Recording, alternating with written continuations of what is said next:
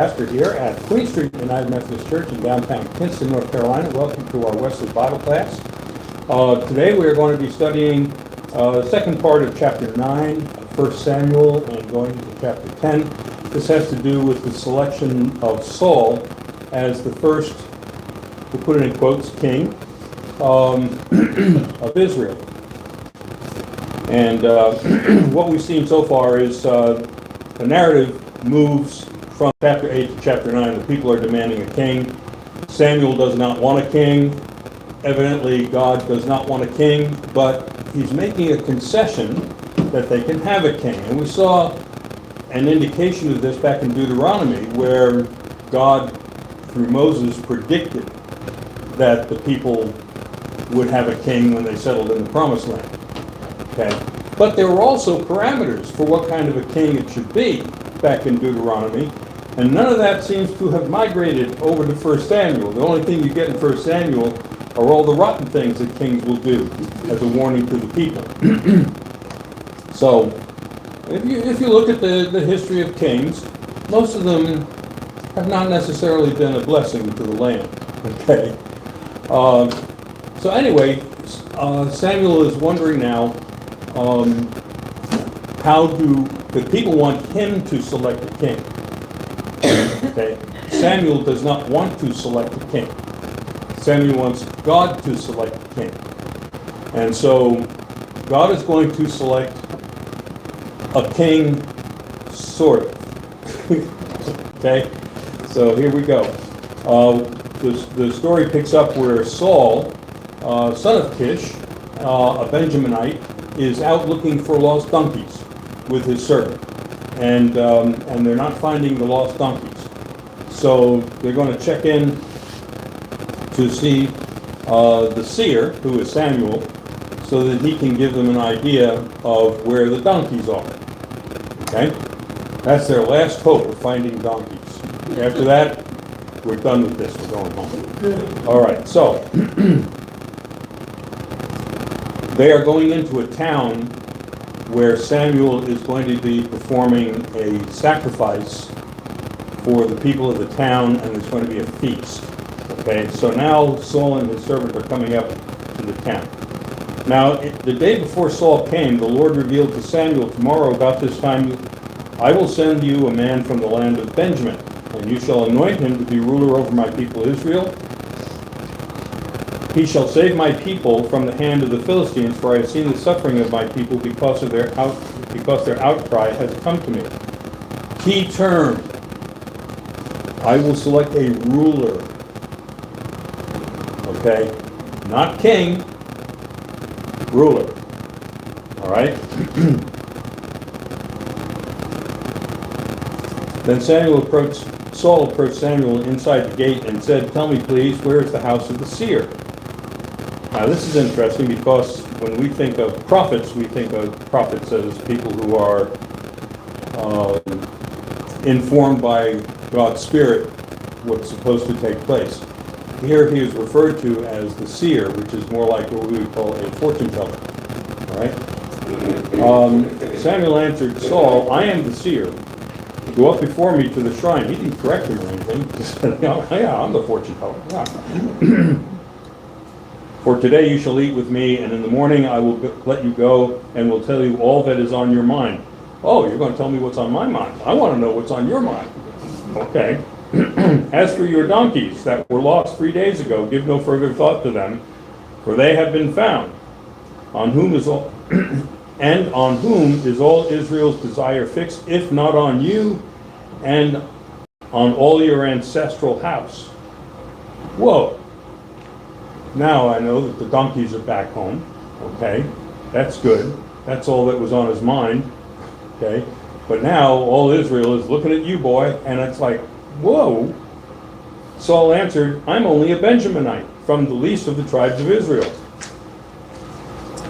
And my family is the humblest of all the families of the tribe of Benjamin.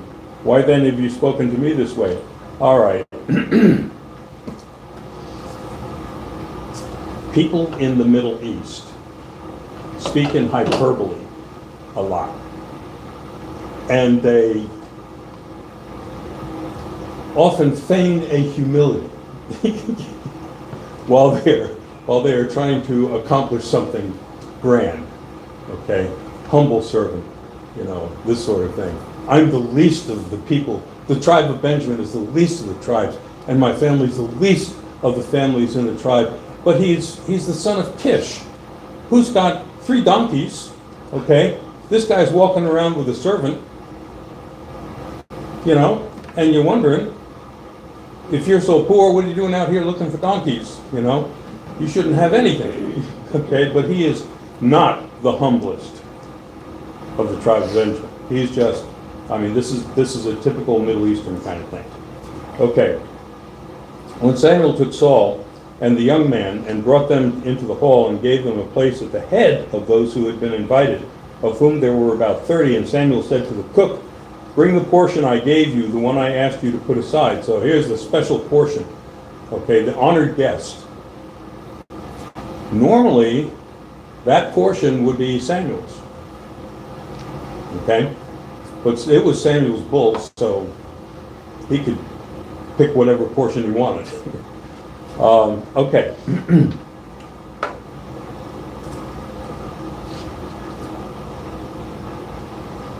All right. The cook took up the upper thigh and set it before Saul. Samuel said, "See, what was reserved is set before you. Eat, for it was kept for you for this appointed time, so that you might eat with the guests." So Saul ate with Samuel that day. When they came down from the shrine into the town, a bed was spread for Saul on the roof, and he lay down to sleep.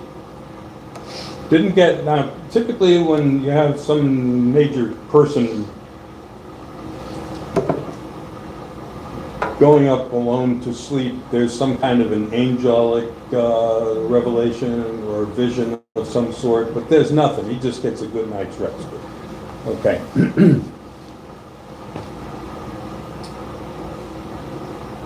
When he came down from the shrine of the town, bed was made for Saul on the roof, and he lay down to sleep.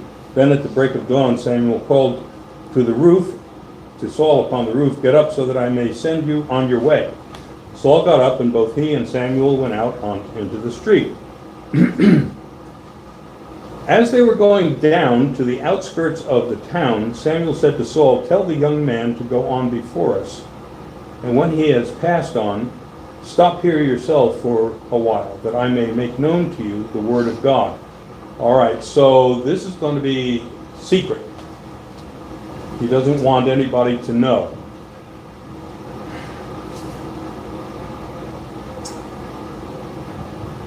This is, we see this kind of thing in power brokering all the time. Some back room where the people get together and they figure out who's going to actually run for office and who's going to get supported and who's going to get nominated, and it's decided, without anybody knowing ahead of time or that there's going to be a vote on it. But anyway, Samuel is kind of working a back room, or I would say a back street deal with Saul. Samuel took a vial of oil and poured it on his head and kissed him and said, "The Lord has anointed you ruler," not king. "The Lord has appointed you ruler over his people, Israel. You shall reign over the people of the Lord, and you will save them from the hand of their enemies all around." Now, before, it was just he's going to save them from the hand of the Philistines. Now, it's a more generalized, anybody who's messing with us, you're going to take out. Okay? "Now this shall be the sign to you that the Lord has anointed you ruler over his heritage. When you depart from me today, you will meet 2 men by Rachel's tomb in the territory of Benjamin at Zelzah. They will say to you, 'The donkeys that you went to seek are found, and now your father has stopped worrying about them and is worrying about you, saying, what shall I do about my son?' Okay. Then you shall go on from there and further and come to the oak of Tabor. 3 men going up to God at Bethel will meet you there, one carrying 3 kids, another carrying 3 loaves of bread, and another carrying a skin of wine." All right, now understand, the first problem that Saul had was he couldn't find the donkeys. So problem 1 is solved. Okay. The next thing he says when his servant suggests that they go see the seer is that we don't have any bread to offer. So now these three guys are going up to Bethel, and they've got bread. And what happens? They greet you and give you 2 loaves of bread, which you shall accept from them. So now the bread is solved. Okay? After that, you shall come to Gibeath Elohim, at the place where the Philistine garrison is. There, as you come to town, you will meet a band of prophets coming down from the shrine with harp, tambourine, flute, okay, and lyre playing in front of them. They will be in a prophetic frenzy. Then the Spirit of the Lord will possess you, and you will be in a prophetic frenzy along with them, and to be turned into a different person. Now when these signs meet you, do whatever you see fit to do, for God is with you. And you shall go down to Gilgal ahead of me. Then I will come down to you to present burnt offerings and offer sacrifices of well-being. 7 days you shall wait until I come to you and show you what you shall do. All right.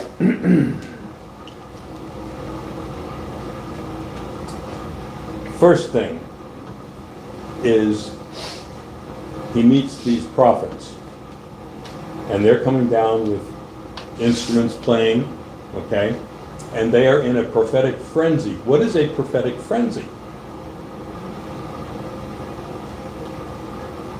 Have you ever heard of the Pentecostals?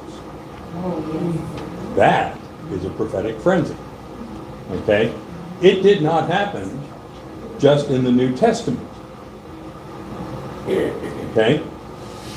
This prophetic frenzy was something that was also present in the Old Testament. It happened to David too.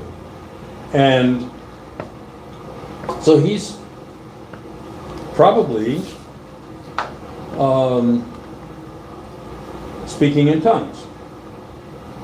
All right? He does not know what he's saying. Nobody else knows what he's saying. There is not an interpreter of tongues going on.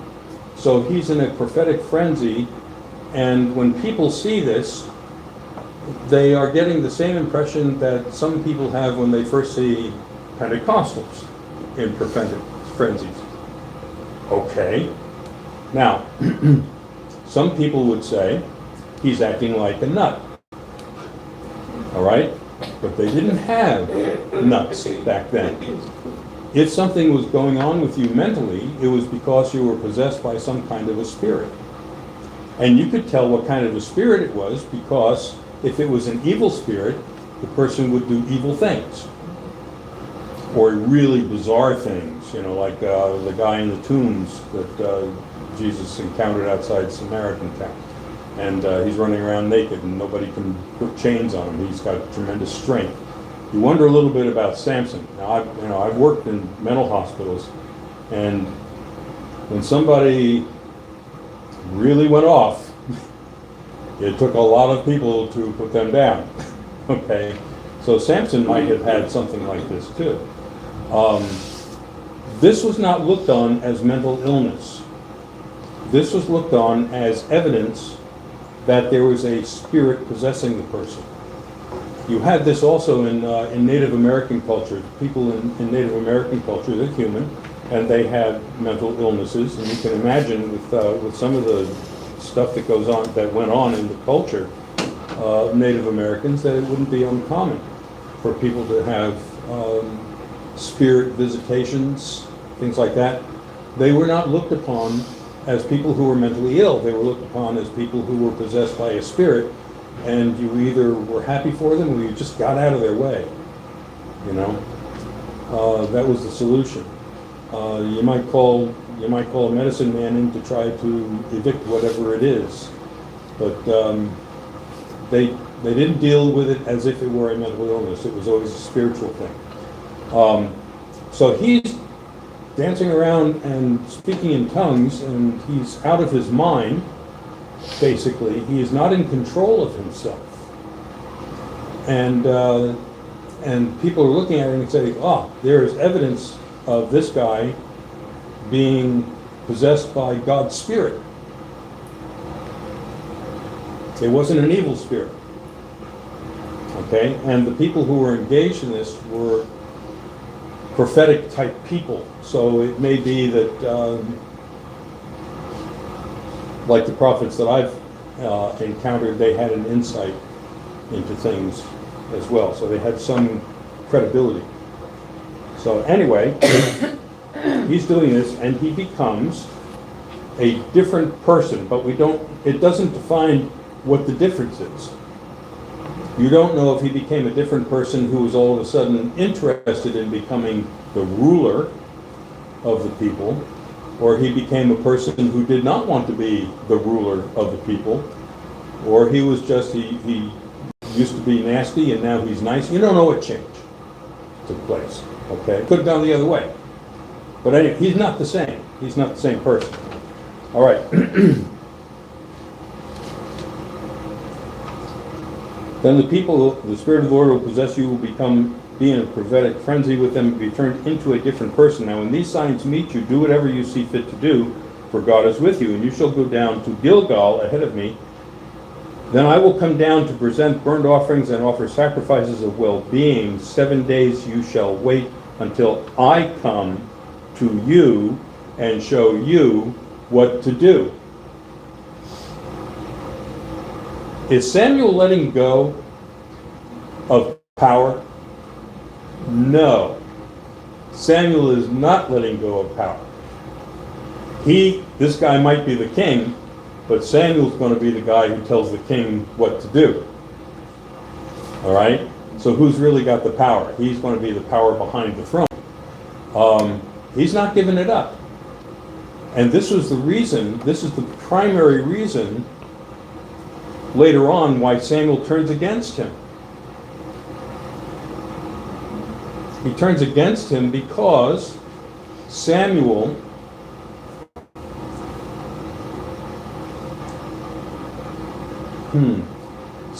makes Saul wait for him so long that it's embarrassing.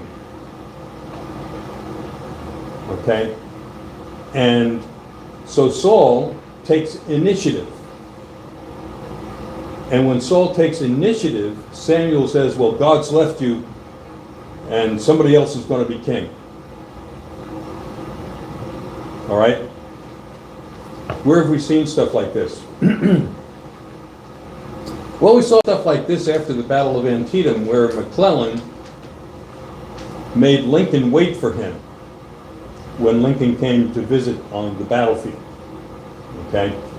And Lincoln took great umbrage at that. Okay? He went to see McClellan. McClellan wouldn't even come downstairs to meet him and made him wait. Okay? You see this also with MacArthur in the Korean War, where MacArthur dissed Truman pretty badly and would not take orders from Truman. And Truman says, well, if you're not going to take orders from me, what are you doing with stars on your shoulder? And he got rid of him. Okay? So that's the way it works. And Samuel considers himself still superior to Saul. He is not acknowledging the God-given authority that Saul is being given. Okay?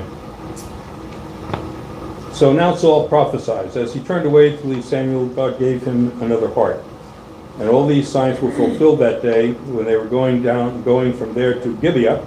A band of prophets met him, and the Spirit of God possessed him. He fell into a prophetic frenzy along with them. When all who knew him before saw how he prophesied with the prophets, the people said to one another, what has come over the son of Kish? Is Saul also among the prophets? A man of the place answered, and who is their father? Therefore it became a proverb, is Saul also among the prophets? When this prophetic frenzy had ended, he went home. All right, so people see it, and they're seeing Saul in a different light. They are seeing that Saul may not always be in control of his facilities. That Saul might, from time to time, be possessed by the Spirit of God. And if Saul is possessed by the Spirit of God, then that would be his authority then to be a ruler. They didn't know that he'd been anointed when they saw him. They just knew he was a different guy, and that the Spirit of God possesses him every once in a while. Okay? They didn't know he'd been anointed to be the ruler at this stage. It's still a secret. Okay? But Samuel is making Saul wait for him. He's keeping him subordinate. Saul's uncle said to him and to the young man, "Where did you go?" He replied, "To seek the donkeys, and when we saw that they were not to be found, we went to Samuel." Saul's uncle said to him, "Tell me what Samuel said to you." He suspects something's up. Okay? He suspects something's up with Samuel. Okay, so tell me what he said. Saul said to his uncle, "He told us that the donkeys had been found, but about the matter of kingship," now kingship is being brought into the discussion, okay? Of which Samuel had spoken, he did not tell him anything. So then we get to the coronation. Samuel summoned all the people to the Lord at Mizpah. He said to the Israelites, "Thus says the Lord, the God of Israel, I brought up Israel out of Egypt. I rescued you from the hand of the Egyptians and from the hand of all the kingdoms that were oppressing you. But today you have rejected your God, who saves you from all your calamities and your distresses. And you have said, 'No, but set a king over us.' Now therefore present yourselves before the Lord by your tribes and by your clans." So he is feigning that he is going through the process of selecting the king. It's just like when you go in for a job interview for a job that they already know is going to go to somebody else. But they've got to do the interviews. You know? So Samuel's going to do the interviews. So they parade everybody in front of him. And Samuel brought all the tribes of Israel near, and the tribe of Benjamin was taken by lot. Oh, so it's a roll of the dice. Okay? Shazam! It's Benjamin! Oh, okay. All right. He brought the tribe of Benjamin nearby, its families, and the family of the Matrites were taken by lot.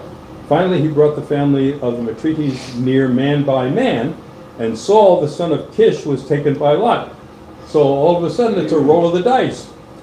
How about that? Okay? You ever go to a dice game where there's a little bit of weight on one of the...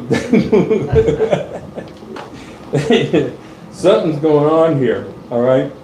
So anyway, he's taken by lot. But when they sought him, he could not be found. So they inquired again of the Lord, "Did the man come here?"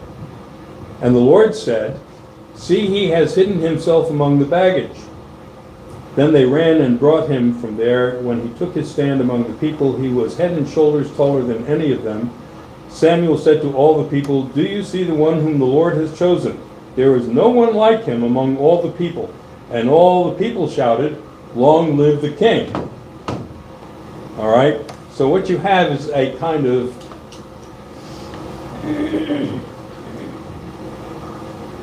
you have a kind of an election like they have in most dictatorships. Okay? You don't have an option. It's, long live the king.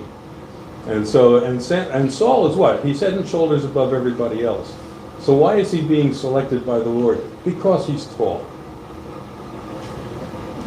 And he's handsome. And he knows how to win a dice game. So, this is how the king is selected. And the thing that's really interesting about this is that this is a pattern that has endorsed royalty down through the ages. The same kind of thing happening over and over again. And a person is anointed king. Well, the first king is anointed usually by somebody from the church. And then they rule, and then they don't have to worry about the next selection because it's going to be the son of the king. Okay? Unless he just has daughters, and then you got to, who's a cousin? They start doing that sort of thing. And they have whole bureaucracies in monarchies to decide who is most eligible to be king after the one that's in power dies. All right? So the selection process is different. And it does not depend on whether or not God has endorsed this person ahead of time. When they get the office, that is evidence of God's endorsement. But God did endorse, according to this, Saul. Yeah. Or Yeah. that's the way it's written. Yeah, that's the way it's written. That's the way it's written. And, you know, when you get to be the king, you get to write things. So if God told Samuel to appoint Saul, yet Samuel is kind of usurping his authority, seems to me that would make God angry. If God told Samuel to appoint Saul, then Samuel should step away, if I was God. This whole thing is flawed. Okay? Look what's happening. The fix is in. Okay? Before anybody knows about it, the fix is in. And then they put on this charade. Like dictatorship put on a charade of an election. They put in this charade of a selection process where they already know who's going to be selected. But did God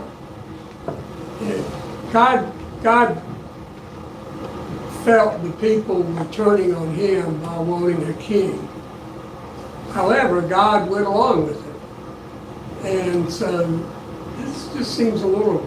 It seems very, not a little. Okay? You take a look at God in the Exodus.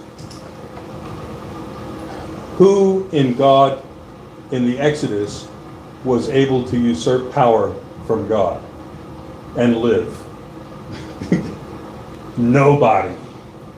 Okay? You couldn't set up another God. You couldn't challenge God's guy, Moses. You couldn't do anything and live. It was lethal if you tried to do something like this. Okay? Now, God says, oh, well, you know, it's okay. We'll see. They want to get a king? Let's see what happens to them now. Okay? But going back, yeah. I guess playing a little bit devil's advocate, it was turmoil. I mean, you had a bunch of tribal clans. Yes. And they each had their own leader. Mm-hmm. They weren't following God. Mm-hmm. They were doing their own thing. Right. So if it's me thinking, if I had been an Israeli back then, I'd want something different too. Yes. I wouldn't want these clans. So saying we want a king is not unreasonable. Yes. In my opinion. Yes. I mean, God is still God, but it seems like God had quit telling them what to do. He wasn't like Moses, where he said, Moses, you do this, this, and this. God's not telling these people. And so if God would appoint us a king and tell him what to do, I think that'd be wonderful. Yes, and that would take the burden off of my back to try and figure out what God wants to do. Okay, so what is the pattern? After we won the Revolutionary War, there was a large faction in this country that wanted to coronate Washington as the king.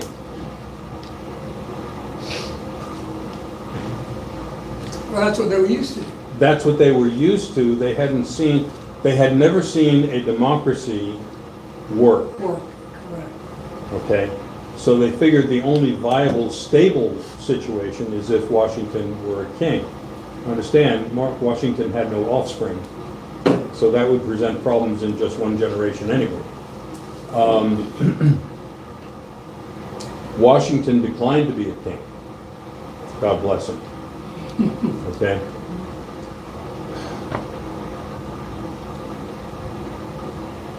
God is starting something that is going to ultimately prove absolutely disastrous to Israel. Okay? When you start out with an early monarchy, there has to be something that legitimizes the person who is anointed to be the ruler. Okay? Saul was humble. You know? I get Saul. I like Saul. I think Saul's a good guy. I really do. He gets bad press, but I understand him. I know what's going on. I mean, you know, you're the king and then your chief advisor who thinks he knows more than you do and has more authority is going off and anointing somebody else to be the king. I'm sorry, I don't like that. Okay? It's not right. And, but you're going to have some people in there that at least, Saul was trying to pay attention to what God wanted him to do. Okay? He didn't follow the script as it had been presented to him. He wanted to do what was practical. Samuel wanted him to do something impractical. And but Saul's allegiance was to the Lord until he felt like the Lord had abandoned him. And Samuel certainly emphasized that the Lord had abandoned him. And that might not have been the case. Okay? I think Samuel was probably a pretty good liar. That's me. Seems like it. Yeah. And so here you have kings. As you go along, you've got a whole series of kings. If you have a good king, the people start to come back to the Lord. If you have a bad king, the people fall away from the Lord.